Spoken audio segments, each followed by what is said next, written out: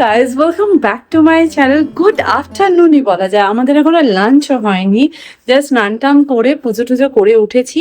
আর সকাল থেকে এত বৃষ্টি হয়েছে, এত বৃষ্টি হয়েছে, পুরো অন্ধকার, ঘরে লাইট ছাড়া কিচ্ছু দেখা যাচ্ছে না।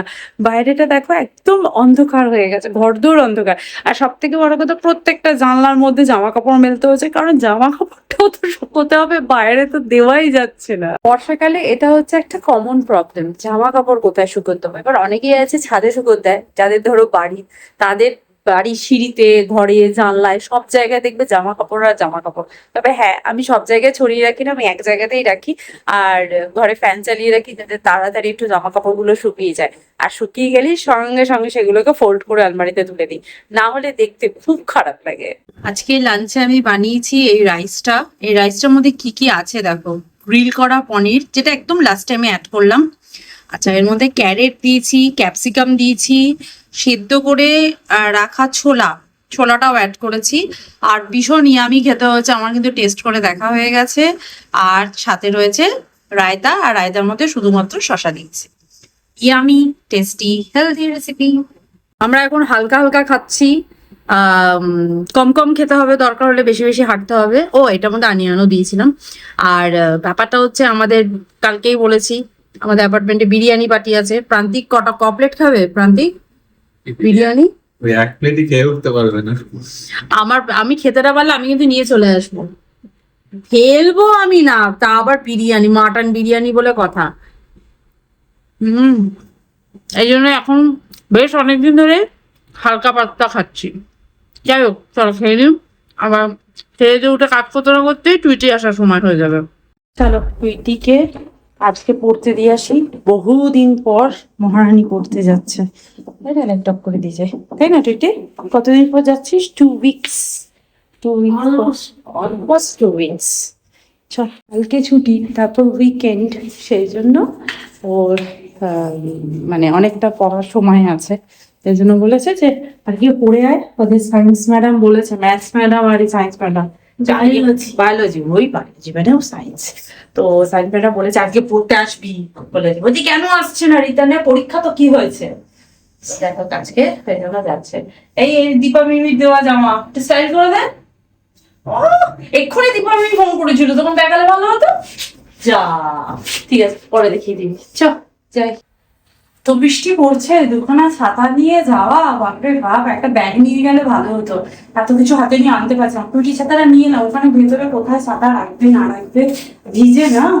আমাদের অনেকক্ষণ আগে কাজ টাজ হয়ে গেছে, তো সেই জন্য আমি আর প্রান্তিক বসে একটু গল্প ঠিক করছিলাম না, ওই আর কি। আমাদের উইকেন্ডে বিরিয়ানি পার্টি আছে, তো তো সেই জন্য একটু হিসেব টিসেব গুলো করছিলাম, কোন হলে করবো, চেয়ার টেবিল রেন্ট, এইসব নিয়ে কথাবার্তা বলছিলাম আর কি। তো আমি খুব এক্সাইটেড, অনেকদিন পর বিরিয়ানি খাওয়া হবে, তো সেই জন্য। আর তারপর প্রান্তিক বললো টুইটিকে আনতে যাওয়ার সময় হয়ে গেছে, তো প্রান্তিক বললো প্রান্তিক নিয়ে আসছে, প্রান্তিক বললো তুমি ডিনার বানাও। তা আমি ভাবছি ডিনারে কি বানাবো, কিছুতেই তো মাথায় আসে না। তো সেই জন্য ভাবলাম একটা হেলদি ডিনার বোল বানাবো। তো ভালো তো খাবো, হেলদিও খেতে হবে। তো সেই জন্য কি বানাবো বলি হেলদি ডিনার বোলটাই বানাবো। আর বোলটার মধ্যে কি কি থাকবে, প্রোটিন তো অবশ্যই থাকবে, আর কি কি থাকবে সব তোমাদের সাথে শেয়ার করব। চলো তার প্রিপারেশন গুলো টুকটুক করে করি, না হলে অনেকটা দেরি হয়ে যাবে। আর সেই জন্য আমি গল্প করতে বসার আগে কিন্তু চিকেনটাকে ফ্রিজ থেকে বের করে ডিফ্রস্ট করবার জন্য রেখে দিয়েছি। আর একটু আগে মনে পড়লে ভালো হতো, যখন টুইটিকে কোচিংয়ে দিতে যাচ্ছিলাম তখন যদি মনে পড়তো তাহলে তখন বের করে রাখলে তাড়াতাড়ি ডিফ্রস্ট হয়ে যেত।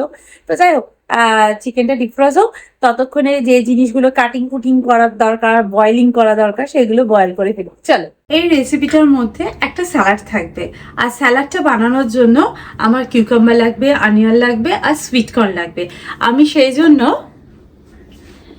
সুইট কর্নটাকে এখানে বয়েল করতে রেখে দিয়েছি। এটা ডিপ ফ্রিজ থেকে বের করেছি, একদম শক্ত হয়ে রয়েছে, সেই জন্য ওটাকে হালকা করে বয়েল করব যাতে একটু সফট হয়ে যায়। আর কিউকাম্বারটাকে কাট করব, অনিয়ন কাট করব। তার আগে আমি পটেটো গ্রিল করব, একদম খুব সুন্দর ক্রিস্পিভাবে পটেটো গ্রিল করব।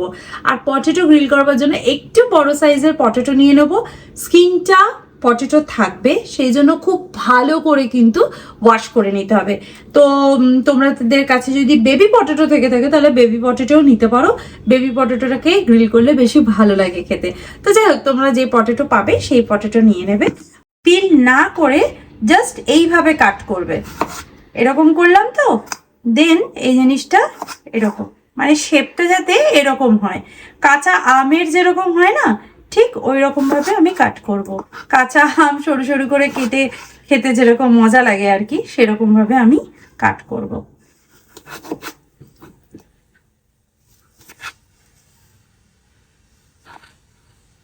এই যে, তো আমি এখানে ভেবেছিলাম যে 3টে পটেটো কাটবো, বাট আমার একটা পটেটো কেটেই দেখছি বেশ অনেকটা হয়ে গেছে। তো সেই জন্য আমি আরো একটা কেটে নেবো, তাহলে আমাদের 3জনের হয়ে যাবে।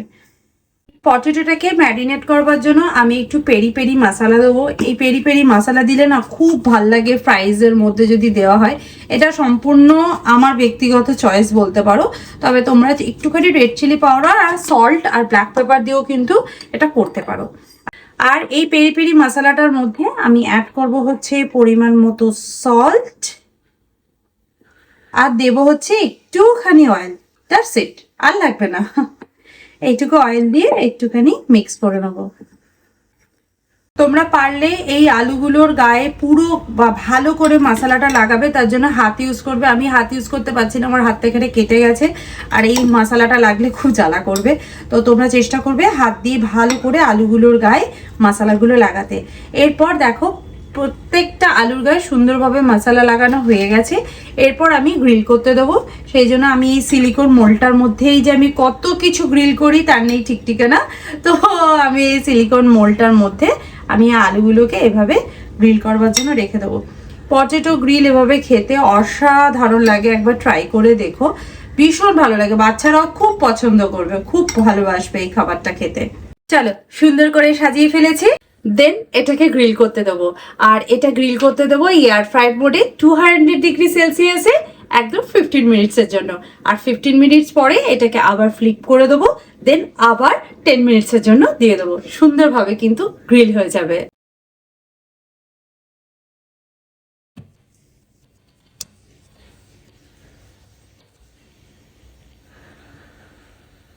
এখানে কিন্তু কর্নটা সেদ্ধ হয়ে গেছে। তো চলো আমি স্যালাডটা কেটে নিই। আর স্যালাডটা কাটবো একটু ডিফারেন্ট ওয়েতে, কারণ হচ্ছে গোল গোল করেও না, লম্বা লম্বা করেও না। স্যালাডটা কাটার জন্য আমি শশার এই দুপাশটা ফেলে দিয়েছি, আর খোসা সমেত আমি শশাটাকে কাটবো। ইংলিশ কিউকাম্বার যদি তোমরা পাও তাহলে সেটাও নিতে পারো, সেটা দিয়ে এই স্যালাডগুলো খেতে খুব ভালো লাগে। বাট আজকে আমি একদম পাইনি মার্কেটে, আজকে ফল আলাই বসেনি। তো অনলাইনে আমি এই শসাটাই পেয়েছি, তো এই জন্য এটাই পারচেস করে নিয়েছি। তো চলো শসাটা কেটে ফেলি স্যালাডের জন্য। শসাটাকে প্রথমে দুভাগ করে নিয়েছি, তারপর এরকম সরু সরু পিস করে কাট করে নিয়েছি। এরপর সুন্দরভাবে একদম ছোট ছোট করে কিউব কিউব করে কাট করে নেবো। আর এই বোলটার মধ্যে তো অলরেডি অনেকটা মশলা লেগে আছে, আমি এই বোলটার মধ্যেই কিন্তু তুলে নেবো, তাতে মশলাটাও এই স্যালাডের মধ্যে কিন্তু খুব সুন্দরভাবে কোট হয়ে যাবে। এই স্যালাডের মধ্যে আমি মশলাগুলো পরে দেবো, কারণ এখন যদি আমি সল্ট মেশাই তাহলে জল হয়ে যাবে। তো এখন এইভাবেই আমি কেটে রেখে দিলাম। এর মধ্যে একটা অনিয়নও কেটে নেবো একদম ফাইনলি চপ করে। এখন আমি চিকেনটাকে ম্যারিনেট করব। আর চিকেনটাকে ডিফ্রস্ট করবার জন্য আমি গরম জলে চুবিয়ে রেখেছিলাম। আর কিছু করার নেই, বরফটা গলছিলই না, সেই জন্য কিছু চিকেনের স্কিন হয়ে গেছে হোয়াইট আর ভেতরের দিকটা রয়ে গেছে পিঙ্ক। তো যাই হোক, এটা বোনলেস চিকেন, আমি বোনলেস চিকেনই নিয়েছি, ভালো করে ডিফ্রস্ট হয়ে গেছে। আর ম্যারিনেট করবার জন্য আমি একটা বোল নিয়ে নিয়েছি। প্রথমেই আমি বোলটার মধ্যে অ্যাড করছি রসুন কুচি, মানে মোটামুটি 2 চামচ মতো রসুন কুচি আমি অ্যাড করে দিলাম। তার মধ্যে আমি অ্যাড করছি সয়া সস। সয়া সসটা মোটামুটি ধরে রাখো বড় চামচের 2 চামচ মতো সয়া সস আমি অ্যাড করলাম। তার মধ্যে আমি অ্যাড করছি আদা বাটা, আমি অ্যাড করছি এর মধ্যে শেজওয়ান চাটনি। তোমরা যদি পারো তো শেজওয়ান চাটনি যদি তোমাদের বাড়িতে না থাকে তাহলে তোমরা এর জায়গায় টমেটো পেস্টও অ্যাড করতে পারো। আমি এখানে ঝাল অনুযায়ী বলতে পারো বড় চামচের 2 চামচ মতো আমি শেজওয়ান চাটনি অ্যাড করলাম। আমি যেহেতু এখানে শেজওয়ান চাটনি অ্যাড করেছি, এর মধ্যে অলরেডি সল্ট থাকে, তারপর এর মধ্যে আমি অ্যাড করেছি সয়া সস, সেটার মধ্যেও সল্ট আছে, তো সেই জন্য আমি সল্টের পরিমাণটা একটু কমই অ্যাড করলাম। দেন আমি এই চিকেন পিসেস গুলোকে অ্যাড করে দিচ্ছি, দিয়ে ভালো করে ম্যারিনেট করে নেবো। এটা এখনই দেখতে কত ইয়ামি হয়ে গেছে। আর চিকেনটাকে ম্যারিনেট করে মোটামুটি 10 মিনিটের মতো রেখে দেবো। চিকেনটা ম্যারিনেট হয়ে গেছে, 10 মিনিট হয়ে গেছে। এখন আমি এটা প্যানের মধ্যে গ্রিল করব, তোমরা এয়ার ফ্রায়ারে করে নিতে পারো। প্যানের মধ্যে আমি হালকা করে বাটার গ্রিস করে নিচ্ছি, আর এর উপরে আমি চিকেনগুলোকে এক এক করে রেখে দেবো। গ্যাসের ফ্লেমটা কিন্তু একদম মিডিয়াম ফ্লেমে রাখবো, যাতে ভালো করে একদম ভেতর পর্যন্ত কুক হয়ে যায়। আর এবার চিকেনগুলোকে ভালো করে সাজিয়ে নিয়ে প্যানের ঢাকনাটা মানে চাটুর উপরে একটুখানি একটা চাপা দিয়ে দেবো, দিয়ে এপিট ওপিট করে ভালো করে আমি 10 মিনিটের মতো শেখে নেবো। আর সুন্দর চিকেন কিন্তু রেডি হয়ে যাবে, একদম ইয়ামি ইয়ামি। আর এখানে দেখো ফ্রাইস গুলোও কিন্তু রেডি হয়ে গেছে, ওভেন থেকে আমি বের করে নিয়েছি। চলো প্লেটে এবার সার্ভ করে দিই। এখানে চিকেনটা রেডি, এখানে ফ্রাইস রেডি, আর তার সাথে দেবো স্যালাড। এই চিকেনটা দিয়ে এত সুন্দর একটা স্মেল বেরোচ্ছে না, কি বলবো, আর ভীষণ টেস্টি খেতে হয়েছে। একটু স্পাইসি হয়েছে বাট ভীষণ টেস্টি। আর তার সাথে রয়েছে সুন্দর গ্রিন স্যালাড। হচ্ছে আজকে আমাদের ডিনার, গার্লিক গ্রিল চিকেন, তার সাথে রয়েছে grill potato and salad. Yummy yummy. তিনজনের সেম বোল। কোথায় গেলি দুইটি? এসো ড্যাডি, খেয়ে একটু দেখো কেমন হয়েছে। এটার সাথে অনেকে মেয়োনিজ খায়, বাট আমরা তো মেয়োনিজই খাই না। এই পটেটোটা খেতে আমার খুব ভালো লাগে। দুইটি ফেভারিট, এই যা খাবি? টুইটির আজকে খাতা বেরিয়েছে, ঠিক আছে, 3টে খাতা বেরিয়েছে। ও প্রান্তিককে বলেছে, আমাকে বলেনি। কেন বলেনি টুইটি, কেন বলিসনি? এবার প্রান্তিক আমায় বলে ফেলেছে যে ওর খাতা বেরিয়েছে। কি এখনো পর্যন্ত কিন্তু আমি জানি না খাতাতে কত নাম্বার পেয়েছে, কিন্তু এটা জানি যে ফুল মার্কস পাইনি। সেদিনকে ফুল মার্কস পেয়েছে বলে স্কুল থেকে এসেই আগে বলতে শুরু করেছে যে আমি খাতা বেরিয়েছে, সারপ্রাইজ সারপ্রাইজ। আজকে কি কি বেরিয়েছে? English language, third language Hindi. ও আমার হিন্দি খাতাটা খোলাতে ভীষণ এক্সাইটেড আমি। আর বেরিয়েছে হিস্ট্রি। এই হিস্ট্রি পরীক্ষা তো কালকেই দিলি, এর মধ্যে খাতাও বেরিয়ে গেল। কি লিখেছিস? এই আমি কি খাতাটা আগে দেখবো। তুইটি এদিকে আয়, একটু আয়। আচ্ছা, কোন খাতাটা আগে দেখবো বল? তুমি প্রথমে থার্ড ল্যাঙ্গুয়েজটাই দেখো। থার্ড ল্যাঙ্গুয়েজ হিন্দি, তাই তো? দেখি 20টা পরীক্ষা, একটা পেজই লিখেছি। হ্যাঁ এইটুকু? এইটুকু পরীক্ষা? তুই কি বানান ভুল করেছিস? বানান ভুল নয়, আমার লিখতে ভুল করেছিস। সেন্টেন্সের ভুল। আচ্ছা ঠিক আছে, খুব একটা খারাপ হয়নি। ঠিক আছে, 89, ঠিক আছে। আগের বার ফুল মার্কস হয়েছিল হিন্দিতে। Rounded off to 9। হ্যাঁ মানে আগের বার পুরো 20 মানে পুরো ফুল 20 মার্কস। নয়, 19.5। না না, আগের বার 19.5 পেয়েছিলিস 20-তে। ঠিক আছে, 1 নম্বর কমেছে, দ্যাটস ওকে, কোনো প্রবলেম নেই। এরপর কি দেখবো? হিস্ট্রি। আমি হিস্ট্রি খাতাটা দেখতে চাই, যে কালকেই পরীক্ষা হলো আজকেই কি করে। ও দুটোতে সেম। সেম। আমার দেখো কাটতে ইচ্ছে করছিল, দুটোতেই সেম দিয়েছে। এখানে কি ভুল লিখেছিস? হিস্ট্রি ম্যাডামকে দেখিয়েছিস আজকে? আজকে তো হিস্ট্রি ছিল না। না, আচ্ছা আচ্ছা ঠিক আছে। এখানে টিম্পলস লিখেলি বলে হাফ মার্কস ছিল। হ্যাঁ তুমি লেখোনি কেন? সেন্টেন্স করনি, অ্যান্সার পুরো কমপ্লিট করেনি, অথচ যাই হোক এটাতেও 19, 1 নম্বর কমে গেছে। খুব ভালো কথা, তুমি লেখোনি বলে হাফ হাফ করে কেটে গেছে। দুটো কমে যায়। দুটো? কোথায় কোথায় সেই নাম্বার? 18। দেখেছিস আজকে ভেরি গুড লেখেনি, শুধু গুড লিখেছে ওই জন্য। আমি মানে আর একটু ভালো এক্সপেক্ট করেছিলাম। মানে আমি কি করবো, পরীক্ষার সময় আমার পাশের জন গান গেয়ে এই এই এক্সকিউজ গুলো দিবি না, না আমি কোনো এক্সকিউজ শুনতে না, চাই না। পাশের জন ডিস্টার্ব করে যাচ্ছে। তার জন্য তুই এটা ভুল করে ফেলেছিস। দেখ তো এখানে 1 নম্বর বেড়ে যেত। যাই হোক, ফাইনালে যেন ফুল মার্কস আসে, ঠিক আছে? এরপর আর কি কি খাতা? এরপর বাংলা আসল পরীক্ষায় টুইটি বাকি আছে, সেটা হলো Physics আর বাংলা। বাংলা। ফিজিক্স আর ফিজিক্স পড়তে তো ভালো লাগে তোর, হ্যাঁ কিন্তু বাংলা বাংলা পরীক্ষা বাকি টুইটির। ওটা হচ্ছে সব থেকে ইন্টারেস্টিং সাবজেক্ট না টুইটি? ওই দেখ ড্যাডি আবার বলছে ফুল মার্কস পাবি তো। তোমার মনে হয়? এখন হাঁটতে যাচ্ছি আর টুইটিকে কাজ দিয়েছি জামা কাপড় ভাঁজ করার, তার সাথে দেখতে পাচ্ছি কি আফতার দেখিস না? ফায়ার নেই। এ বাবা, কালকে পরীক্ষা নেই। আজকে টুইটি টিভি সব শেষ হয়ে গেছে ওর exam। টুইটি টিভি দেখছে আর বলছে কতদিন পর, কত হবে 2 সপ্তাহ টিভি দেখেনি, আর এমন ভান করছে মনে হচ্ছে যেন যুগ যুগান্তর ধরে টিভি দেখে। হবে এক্সাম শেষ, তুমি জানো না, আমি বলছি পড়তে চল, ও দাঁড়িয়ে আছে, মানে যতক্ষণ আমি দুধের বোতলে ঢাকনাটা আটকো ততক্ষণে যেটুকু টিভি দেখে নেওয়া যায় আর কি।